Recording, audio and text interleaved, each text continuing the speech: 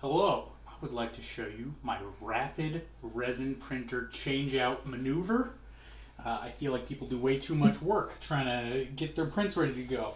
So what we got in here, if you want to pull in the camera, we got a bust hanging out. It's been hanging there 12, 16 hours. Myth number one, you have to take it off right away. They can hang out even in this light room. I got sunlight coming in.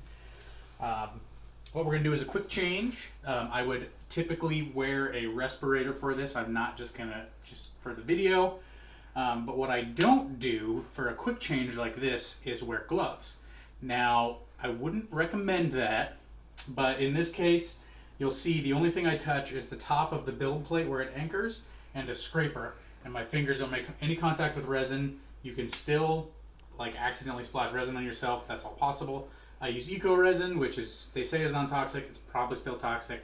But anyway, part of this means I am able to save on gloves. All right, let's go through this real quick. So I've got my little scraper thing here. And I pull this off. Stick the paper towel down on my scraping surface. Lid off. Moving quickly. Bust looks good. Here's my removal technique. Parallel, wiggle, wiggle.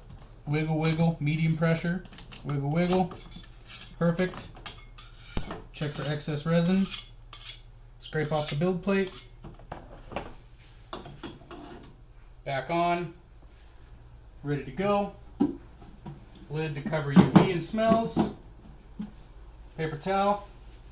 Grab the bust. In the bag. Close the bag.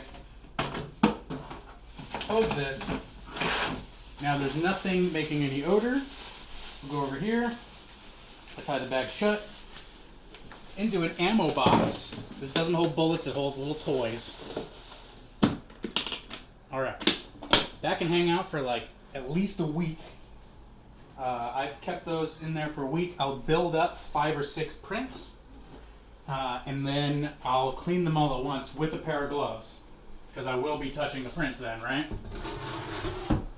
Look at that. We're back in. Power on. In the hot box and the fumigation thing. And literally, could start another print right now and it would totally work. You don't need to filter your resin unless it's you had a failed print. You don't need to level your build plate. I haven't leveled the build plate or taken the resin out of that vat for 30 prints, maybe more. At least 3 kilograms of resin. You run a risk. If there was a shard in there that I missed, I might break my screen, I might break my FEP. I have broken one FEP that way. $5 mistake. Oh no, think of all the time I've saved. Paid for itself. And guess what I got here? I got a backup screen I got on sale for 45 bucks. I got 2 actually. If my screen breaks, I'll just replace one.